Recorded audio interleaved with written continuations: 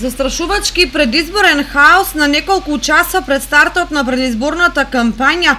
ги карактеризираат состојбите на централно и локално ниво, поради што ниту партиите, ниту медиумите знаат како да се однесуваат и што ги очекува.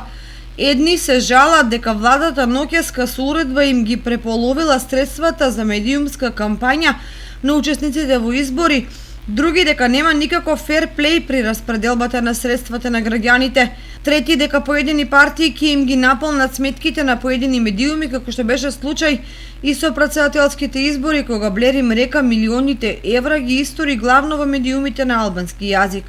Во оптек се пазарења која партија колку минути ќе добие за сметка на друга, при што никој не се води според интересите на граѓаните, туку на партиите и коалициите.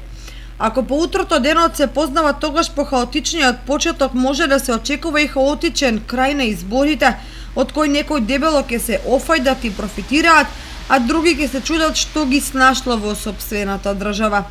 Иако до полнок останува малку време, регионалните и локалните медиуми се уште се во исчекување на евентуални договори со коалициите и партиите за платено политичко рекламирање,